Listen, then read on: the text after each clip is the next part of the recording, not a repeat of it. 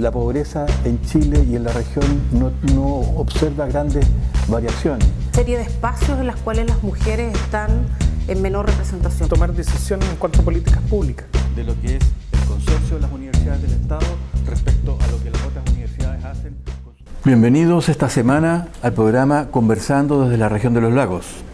Lo hacemos con Gerardo González, quien es administrador público, doctorado en la Universidad de Salamanca, España, en la especialidad de Ciencias Políticas. ¿Qué tal, Gerardo? ¿Cómo estás, Jorge? Muchas gracias por la invitación. La política está en primer plano de la situación chilena, ya que en los últimos años se ha visto cuestionada en sus decisiones. Y esta situación, en víspera de unas elecciones comunales de concejales y de alcalde, aparece bastante desordenada, aparece bastante poco previsible lo que ahí va a ocurrir. La ciudadanía parece haberle dado las espaldas, los llamados a reuniones, a mítines, no son numerosas y con muchas preguntas de desconfianza, en lo que yo conozco aquí en la región de los lagos. Y en la semana pasada se señala solamente que hay una adhesión del 6,8% de las personas que se sienten identificadas con algún partido político. Es decir, estamos en una situación en la cual el Parlamento no tiene como fuerza para tomar decisiones porque la gente no cree en ello. ¿Cómo lo ves tú? Bueno, efectivamente nuestro país en primer lugar es un país de improvisaciones y vamos tomando medidas de acuerdo a cómo van sucediendo los hechos. En este caso, en el ámbito político, es efectivo que hay un desorden tal donde la institucionalidad fue puesta en jaque, producto de este destape de corrupción a todo nivel, desde el propio gobierno, salpicando a la presidenta y de ahí a instituciones y empresas que ya todos conocemos, y eso indudablemente hizo que la percepción de la ciudadanía, de los ciudadanos y ciudadanas, que en este caso encabezamos todos nosotros, sea pero absolutamente fuerte respecto a una condena del comportamiento de los políticos al interior del sistema político. Y eso hace indudablemente que los afanes de percepción ciudadana respecto a cómo se mueve el mundillo de la política esté prácticamente por el suelo. Las expectativas para las próximas elecciones municipales, yo creo que nuestro país tiene una historia, tiene un historial de participación en las elecciones, pero sobre todo comandado por la votación más cautiva, que son de las personas que tienen mayor edad. Y eso ya está garantizado. En nuestro país el promedio de votantes es de 7,5 millones y tal vez eso se va a mantener. Indudablemente que también se va a producir y son los niveles de incertidumbre de que sobre todo el segmento de entre los 18 y 30 años, que es la población más joven dentro del padrón electoral, siempre es más reacia a ir a votar porque también están condicionados por la falta de educación cívica al interior de su formación previa, ya sea en el colegio, en el liceo o en la misma universidad, y eso hace indudablemente que los niveles de votaciones sean bajos y a la élite política le conviene eso, que los niveles de votación de las personas sea bajo para que los que están ahí se mantengan en el poder. Ahí en la situación actual se manifiestan, yo creo claramente, dos vectores principales por la cual están poco legitimados los partidos políticos. Por un lado, la sociedad civil emerge como en desacuerdo con decisiones políticas, es decir, el sistema de la AFP, malas pensiones, bajo salario, mala salud, educación onerosa y demanda de gratuidad, las ISAPRES que cometen abusos, etcétera, etcétera. Un conjunto, una lista de promesas no cumplidas, el cambio constitucional. Y ese parece ser un elemento inicial como básico de la falta de legitimidad. Y el otro es cuando los fiscales empiezan a investigar la corrupción y se encuentran que hay tráfico de influencia, hay cohecho, cooptación y una serie que están en curso en la cual todos los partidos aparecen involucrados y entre ellos, digamos, figuras parlamentarias. Entonces parece que hubiera dos grandes afluentes principales. Por un lado, no me representas en las reformas que tú te comprometiste a hacer, y por otro lado, además, tenemos las evidencias de que tú estás cooptado por grupos económicos que te pagan para que tú legisles en su favor. ¿Cómo tú ves esta articulación de estos dos vías principales, digamos, del desprestigio de la situación política? Sí, interesante la pregunta. Lo primero es sobre la configuración de los partidos políticos en Chile, y ahí solamente hago un recuerdo de que la actual ley de partidos, que ha sido modificada muy en menor medida, en su esencia fue elaborada en el año 87 bajo la dictadura militar, en conjunto con la ley de votaciones populares y escrutinios, que son los dos soportes legales de nuestro sistema político. Pero esa ley es la que específicamente condiciona la existencia y funcionamiento de los partidos políticos y se mete incluso en la propia configuración de su directiva y militante. Pero esa fue una ley que dejó amarrada a Pinochet antes de dejar el poder en dictadura.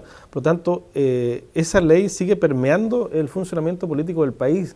Nuestro país no ha dado el salto para modificar leyes importantes de condicionamiento de su convivencia política al interior del territorio, y eso hace que también siempre haya una pugna entre lo político y lo electoral, y se van haciendo modificaciones transitorias en el camino. Y lo otro es que eso ha dado pie a una especie de oscurantismo, no tan solo en el ámbito político, sino que también económico y empresarial.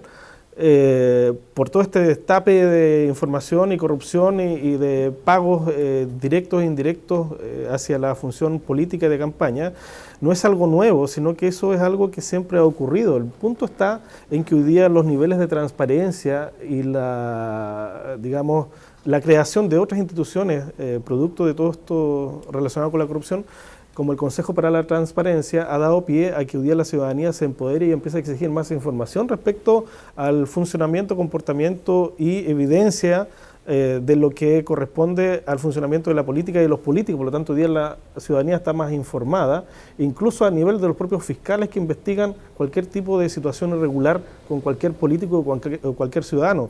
Y es ese soporte, yo creo, de tráfico de información a través de las redes, en conjunto con la información propia de los actores y de la propia ciudadanía, que hacen que hoy día se transparente más la política, a pequeños pasos. Pero también hago recuerdo que yo me acuerdo que cuando se destapó el caso Cabal, sobre todo Cabal, estaba en Europa, estaba en España, y aparecía la información de lo que estaba sucediendo en Chile, pero no producía tanto interés por parte de la ciudadanía europea y española, porque en otros países la situación de corrupción es absolutamente mayor, y esto que ocurrió en Chile es algo que se ve del exterior como algo absolutamente menor en su dimensión respecto a los montos involucrados, porque en otros países se roban los políticos la mitad del país y no pasa nada. En cambio acá fue algo que sí, a nuestra institucionalidad afectó, pero también se tomaron las previsiones, se están tomando las previsiones del caso, y es muy probable que los niveles de corrupción empiecen a disminuir y ya, por ejemplo, no vemos tanta propaganda electoral como antes en las calles. Sí, pasando un poco al tema de los parlamentarios, en los últimos meses hemos visto que figuras políticas claves de las organizaciones las han abandonado.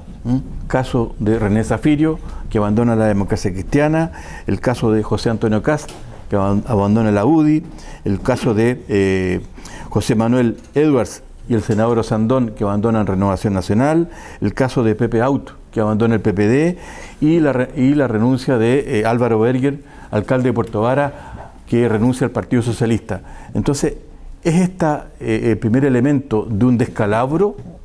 ¿Es la previa a un descalabro político más generalizado y a un realineamiento de las futuras alianzas de las fuerzas políticas? No, yo creo que esto se debe en gran parte, sobre todo a intereses particulares y personalistas de esas figuras políticas, a excepción del alcalde de Puerto Vara, Álvaro Berger, que fue prácticamente acorralado y condicionado para solicitar su propia renuncia en base al despelote que dejó en Puerto Varas en términos de su gestión municipal, y los otros efectivamente buscando intenciones electorales, ya sea de tipo presidencial o parlamentario, cambiarse de partido y alinearse con el candidato presidencial tal o cual. Por lo tanto hay una fuga efectiva de militantes, pero no da para que aquí se produzca un descalabro o el sistema de partido deje de existir. El sistema de partido está con un anclaje bastante importante y que está con soporte de la propia Constitución y la ley de partidos, como ya lo comenté anteriormente. Por lo tanto, es algo que forma parte de nuestra institucionalidad. Y de ahí a que algunos actores pidan su independencia o se fuguen de su partido, forma parte de la convivencia, solo que para nosotros, como ciudadanos, claro, pasa a ser interesante ese desmarque porque anteriormente, hasta este momento, se habían mantenido gran parte de los militantes al interior de sus partidos. Pero también vemos acá a nivel local y regional que hay mucho desencanto de sus propios militantes de partidos importantes como la ADC, por ejemplo, u otros partidos que no estuvieron de acuerdo con la definición de las primarias y que manifestaron su descontento, pero que no necesariamente algunos actores se retiraron. Sí, algunos. Pero ese desmarque indica una tensión al interior de los partidos y eso significa que también la convivencia al interior de los partidos, la toma de decisiones por parte de sus directivas y de sus representantes regionales está en constante pugna. Ahí hoy día estamos frente a una profunda crisis política de las fuerzas tradicionales que han dominado la escena presidencial y parlamentaria. Sin embargo, constatamos, más allá del efecto de la ley que consagraba el binominal, de que las fuerzas nuevas, emergentes, alternativas, tienen muchos obstáculos, muchas dificultades para emerger y hacerse visible. Es como que el que está posicionado ya en el poder le le colocara cortapisas para que justamente no pudieran surgir nuevas ideas que permitan superar. ¿Cómo ves tú esas barreras que existen actualmente para el futuro? Porque una cosa es que estén desprestigiados y la decadencia desde los imperios para acá ha sido muy relevante, pero siempre cuando ha habido decadencia política ha habido fuerzas emergentes que se ofrecen como sustitutos para reemplazar la administración del Estado y la gestión del poder. Sí, uno echa de menos la existencia de un partido político mapuche, la existencia de un partido político pascuense, o la existencia de un partido político chilote, o de los jóvenes, en fin, muchas fuerzas políticas, como tú aludes, que no están presentes dentro de la convivencia política nacional. Incluso el Partido Comunista no hace mucho tiempo que de pertenecer al sistema político no era parte del propio sistema, sino que entró en alianza con la nueva mayoría para poder tener algo de protagonismo en el poder político del país. Por lo tanto, eso se debe exclusivamente a la ley de partidos y ahí volvemos al mismo punto. La ley de partidos que dice que no podrán existir partidos políticos en una región de manera independiente, sino que en 3 contiguas o en 5 separadas. Entonces, eso ya es una cortapisa y eso te dice que no pueden existir un partido político representante de una región, no puede existir el partido político de la región de los lagos. Por lo tanto, si eso está en la ley, lamentablemente los diputados y senadores que han permanecido durante todo el transcurso de la recuperación de la democracia hasta ahora no lo han reformulado porque evidentemente vieron que eso les beneficiaba, porque puede salir más competencia como la eventual elección o no de los intendentes regionales. Pasan a ser competencia directa de los parlamentarios. Por lo tanto, un parlamentario siempre se va a ver amenazado por la existencia de nuevos actores dentro de su circunscripción o distrito. Por lo tanto, todo lo que genere competencia, como lo decía Maquiavelo en su obra El Príncipe, se tiene que exterminar para que tú sigas en el poder. Por lo tanto, desde ese punto de vista maquiavélico, no conviene que salgan nuevas fuerzas políticas ni nuevos actores políticos porque son amenaza directa para que tú salgas del sistema. Tan simple como eso. Con estas reflexiones sobre la existencia de barreras de entrada a las fuerzas políticas emergentes, vamos a hacer una pausa y volvemos a conversando desde la región de los lagos con Gerardo González, doctor en Ciencia Política de la Universidad de Salamanca.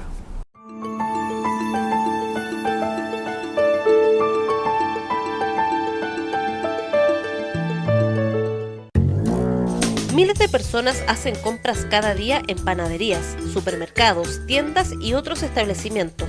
Publi es una bolsa de papel biodegradable que sirve como medio publicitario, que se entrega de manera gratuita en todos los establecimientos, que a su vez entregan la bolsa de manera directa a sus clientes. Es por eso que Publi es la mejor forma de llegar a miles de personas. Publi es un medio de alto impacto visual. Tú eliges el alcance. Puedes invertir por zonas y en diferentes formatos de anuncio. Queremos aportar al mundo con una opción biodegradable, con bolsas hechas de papel que provienen de bosques sostenibles. Esta es la mejor forma de hacer publicidad y hacerle bien a nuestro planeta. Publi pone las marcas sobre la mesa. Somos el soporte número 1 en el mundo en branding de bolsas ecológicas. Publi es una marca de Publideas. www.publipan.cl.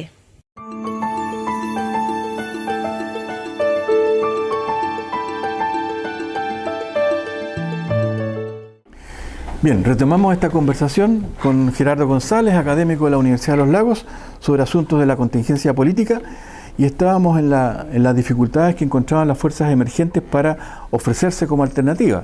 Si las tradicionales están agotadas, no han sido capaces de sobrepasarse a la herencia de la dictadura militar, ya sea en el plano político, en el plano económico o en las consecuencias sociales que este modelo autoritario nos ha dejado, evidentemente que debía haber una situación de recomposición de fuerzas que convergieran hacia una alternativa. Y ellas encuentran, digamos, barreras de entrada bastante importantes, ya sea en la lista de los militantes para inscribirse en un nuevo partido, como en este ejemplo que tú señalabas de que se necesitaba reunir el mínimo en 3 regiones contiguas o en 5 alternadas.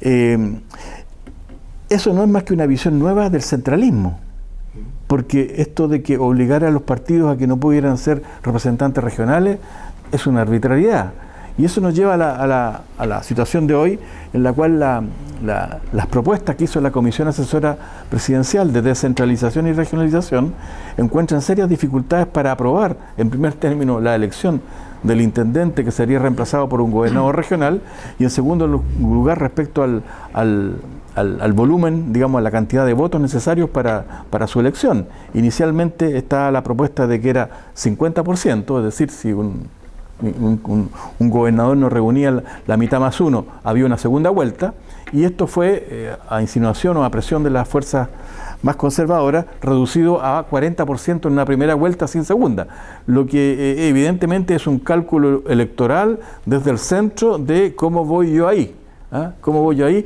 y asegurarme de que sea lo más favorable.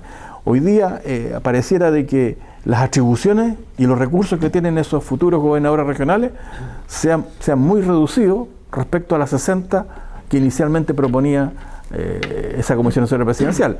Resulta que con 30 medidas en vez de 60 es como una regionalización o una descentralización a media.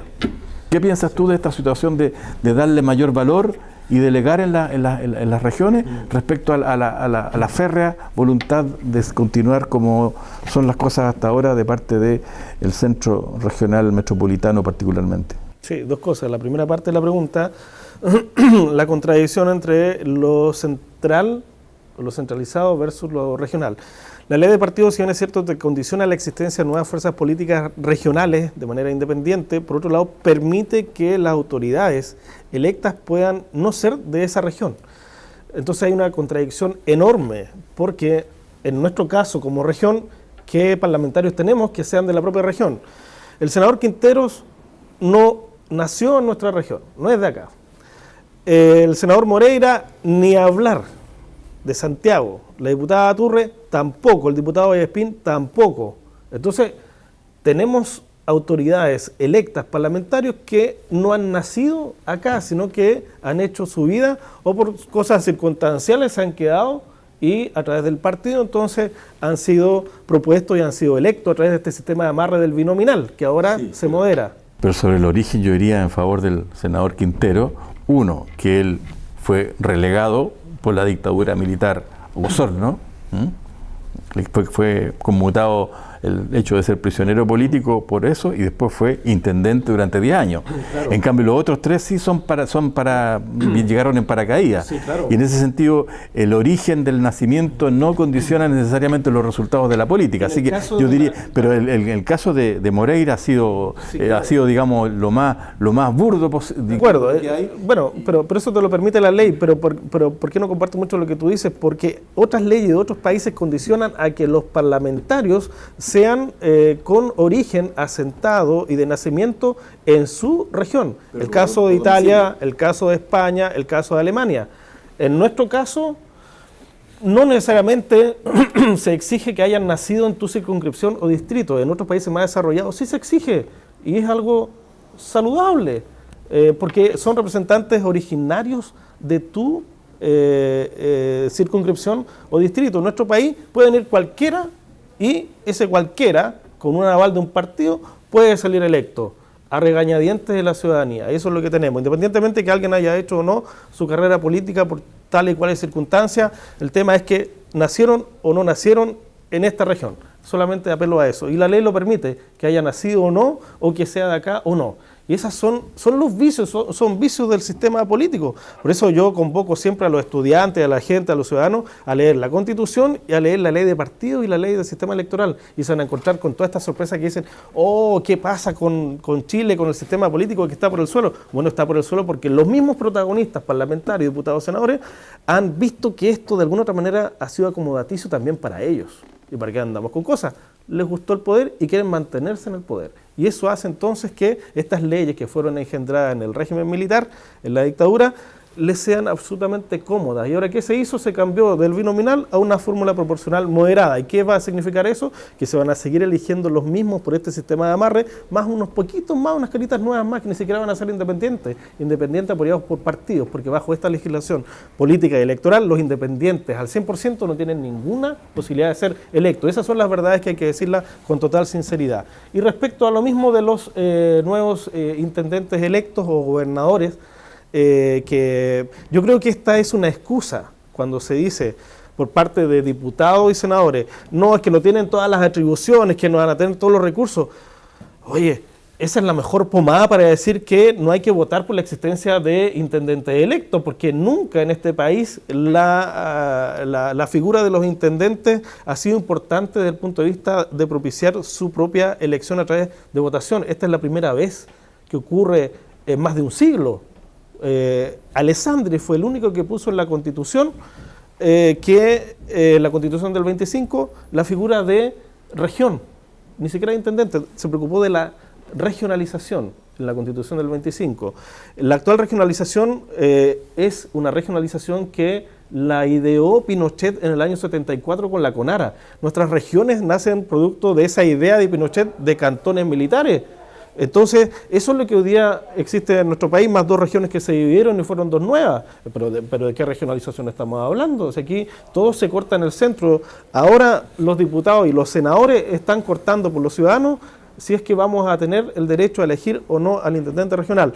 Miren, mi opinión, Jorge, en esto es que si es que no resulta la elección de los intendentes o gobernadores regionales, va a ser un absoluto fracaso como promesa dentro de un programa de gobierno de la nueva mayoría. Si se logra que sean electos, solamente a mí me interesaría que se lograse eso, con las atribuciones y recursos evidentemente que siempre van a estar condicionados, nunca le van a dar todo, porque eso significa dar más poder, más recursos y autonomía.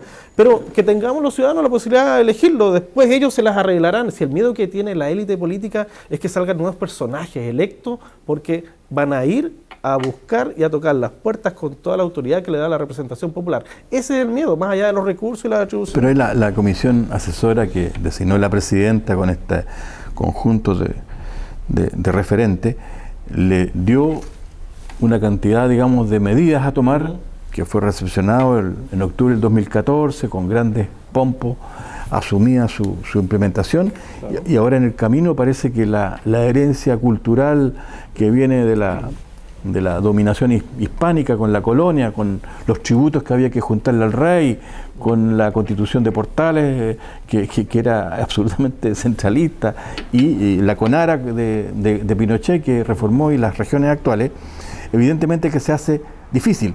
Pero yo creo que la regionalización a media no funciona. Es decir, o tú les das suficientes recursos y suficientes atribuciones para que autónomamente las regiones puedan resolver sus problemas básicos. Si tú le das un poquitito, eso va a ser un descalabro. Entonces, hoy día tenemos 2 temas que se conjugan. Uno es la descentralización y otra cosa es la regionalización. Tú tienes que en la regionalización crear una dinámica en la cual la torta que tú fabriques sea mayor.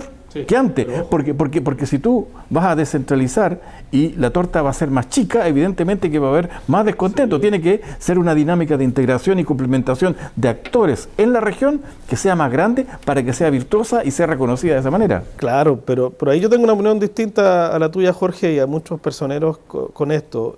Chile, en sus primeros intentos, después de su independencia, fue un país federal que fracasó y después se impuso el Estado que nosotros conocemos como unitario, centralizado, presidencialista y que absolutamente todo se corta a nivel central.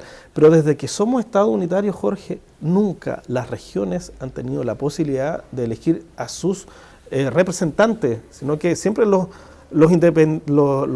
intendentes han sido designados y nominados por el gobierno de turno. Pues bien, yo lo que digo es, oye, hoy día han salido senadores, personajes importantes de la propia nueva mayoría en contra de este proyecto. ¿Por qué? Porque tienen miedo, si eso es, no quieren que aparezca una figura nueva de elección popular, porque esa figura, independientemente de los recursos y las atribuciones que tengan, más o menos, porque nunca se les va a dar todo. Si hoy día la justificación es que se le dé la mayor cantidad de recursos y atribuciones, eso no va a ser así. Sabemos que se le va a dar muy poco. Si es que se les da, o si no va a ser una excusa para no votar por la elección de nuevos intendentes, es porque lisa y llanamente tienen miedo de que aparezcan otras figuras que le hagan competencia o que no estén alineados para sus campañas electorales que ya se avecinan. Digamos las cosas por su nombre, así es. ¿Qué miedo le tienen, señores parlamentarios, a la figura de nuevos intendentes electos? Dejen que la gente elija a su representante porque por ustedes ya han votado demasiado tiempo en demasiadas oportunidades. Hay una cuestión, digamos, de administración que ha sido ampliamente validado tanto en la administración privada como en la administración pública, de que el que está más cerca de los problemas tiene mejores formas de solucionarlo. Por lo tanto, aquí es un poco anacrónico que se entienda de que desde Santiago se resuelven todos los problemas de manera estándar, cuando las políticas públicas actúan sobre territorios diversos, cultural, económico y socialmente. Por lo tanto, los más apropiados para decidir su destino son las regiones. Claro. Y aquí parece como una política centralista que le va a decir a las regiones que se pueden descentralizar un poquitito nomás y no les va a dar los recursos. Por lo tanto, eso digamos, va al... Eso es muy efectivo. Sí, hoy día, ¿para qué andamos con cosas? Hoy día los intendentes regionales son meros funcionarios del gobierno. Tienen cero potestad y atribución para decidir por sí solos. Es más, tienen que andar mendigando y consiguiendo migajas para tener recursos de apalancamiento de algunas situaciones de problemáticas que se suceden a nivel regional. Y cuando hay catástrofes como la crisis de la marea roja, como también el tema de la erupción del volcán Calbuco, se recurre inmediatamente al Poder Ejecutivo Central porque existe una incapacidad de toma de decisiones y de recursos y de atribuciones actual. Entonces, por eso no me digan que se le va a dar atribuciones y recursos a los nuevos, no, porque hasta el momento a los actuales que representan al gobierno tampoco tienen esa posibilidad, esa facultad. Entonces, a lo menos que la gente se sienta contenta de votar por su autoridad. El resto, esos mismos actores, esos mismos intendentes electos se las arreglarán y estoy seguro que se las van a arreglar para tener más recursos y más atribuciones estando ahí en ese poder. Mientras no se tenga esa posibilidad, vamos a seguir las regiones sumergidas en el pantano en el cual hemos estado durante mucho tiempo, porque las regiones, la descentralización ha sido hasta el momento la mejor pomada contada por la élite política para mantenerse en el poder. ¿No crees tú que hoy día, en la medida que el desarrollo regional esté bloqueado por no darle estas atribuciones ni estos recursos a los espacios territoriales, que cada vez surja con más fuerza el modelo federal que está en Argentina, modelo federal que está en Brasil, modelo federal que está en Estados Unidos, modelo federal que está en Alemania? Es decir, hoy día aquí no se puede, ya que estamos tanta referencia a la OCDE, evidentemente que en la medida que no haya espacio para un desarrollo regional, evidentemente que en Chile vamos a estar cada vez más partidarios, no de un Estado nacional regionalmente descentralizado, sino que más bien de un Estado federal.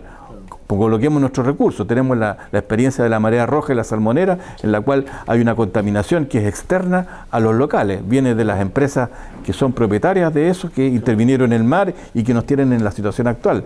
Entonces, ¿no crees tú que esto será una forma de contestación, de rechazo, de movilización en función de una autonomía y de un federalismo nacional, como fueron los intentones de Freire el año 22-23, o como fueron las sublevaciones de Concepción posteriormente, y otras guerras civiles del norte con los gallos? Mira, yo creo que aquí hay un gran problema. ¿Cuál es el gran problema?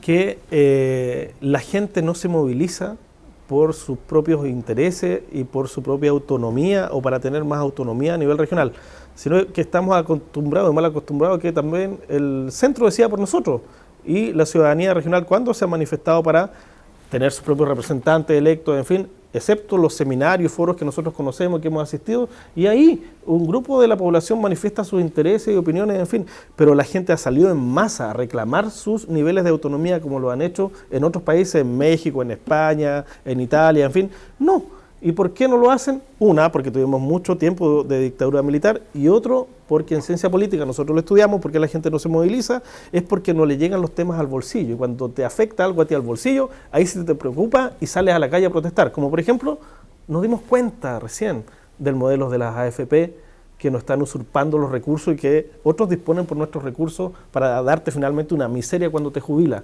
Pues bien, parece que reaccionamos y eso no afecta al bolsillo, entonces salimos a protestar. Si no te llega al bolsillo, no salimos. Y parece que el tema de la región, de la autonomía, poco le afecta a las personas, y estamos acostumbrados también a que bajo este manto de representantes que son del centro y que no son necesariamente las regiones, defienden con sus votaciones políticas nacionales, pero no necesariamente políticas de focalización regional, local.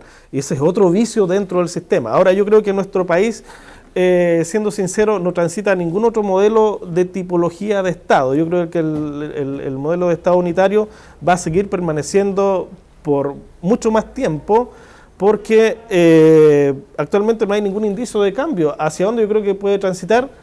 Más que un federal, a un modelo de Estado regional, que es como el intermedio entre lo unitario y lo federal, y regional como España, regional como Italia, regional como Alemania.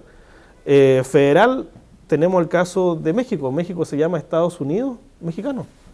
Pero ¿cuánto de federal tiene? Es uno de los países más centralizados también dentro de su dinámica interna que un propio país unitario como el nuestro. Entonces ahí tenemos las disyuntivas de los modelos. Entonces yo creo que más allá de los modelos, creo que lo local y lo regional es un poco más cercano a nosotros, y nuestro Estado podría propiciar las condiciones para transformarnos en algún momento. Y aquí tenemos un ejemplo con el tema de la elección de los intendentes. Si no pasa nada con la elección de los intendentes, olvidémonos de cambiar este tipo de Estado si el centralismo es lo que predomina. Bien, con estas reflexiones sobre el Estado, sobre la región, descentralización y sobre la situación política actual, hemos estado conversando de la región de los lagos con Gerardo González sobre todos estos temas, y te agradecemos tu asistencia al programa de Verde Cerca TV. Muchas gracias, Jorge, y también felicitaciones por este tipo de programas que aportan evidentemente al desarrollo local y regional, así es que muy agradecido. Y con ustedes será hasta la próxima semana. La pobreza en Chile y en la región no observa grandes variaciones. Serie de espacios en los cuales las mujeres están en menor representación. Tomar decisiones en cuanto a políticas públicas. De lo que es el consorcio de las universidades del Estado respecto a lo que